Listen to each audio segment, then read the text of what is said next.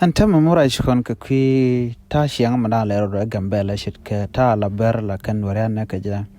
Anta ma ka jan kor pada me chikan refugee chikan ma kareo shenge dan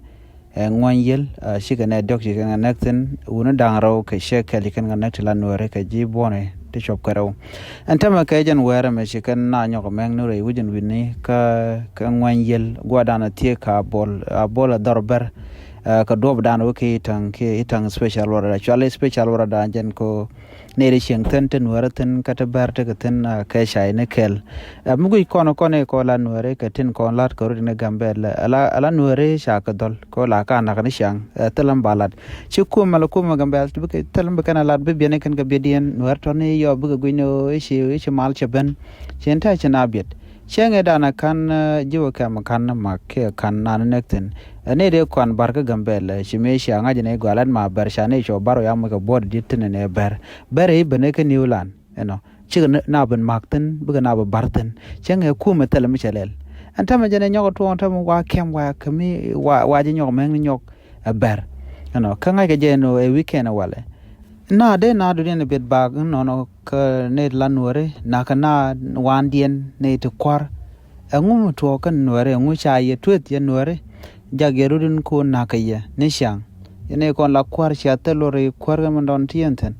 yan ga nwor kon te gambele population mishit kana mane ngwan kana gambele ke de ga dol no shang ka chi ga jo shang mu te di no mo china chicken de charten na ga ye ne shang bine yen la yen ya go ne rudun ka rudun run bi do to bi akem na ga nwore atam te de tamo sha fail ka ti dial na ga nwore ku ne shang barin kele ka biala no kuma bia lode de do badin bia lot ka ja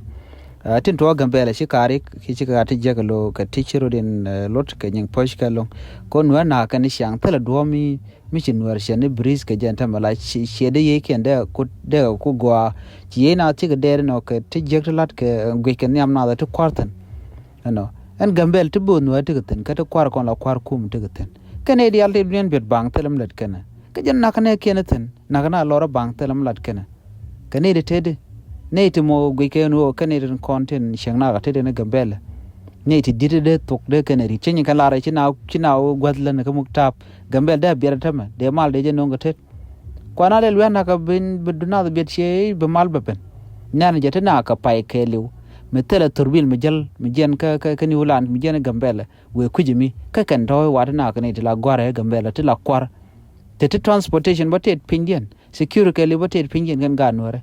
siang ba ho le lintama china te lot gwar cha bang gambele che je ka long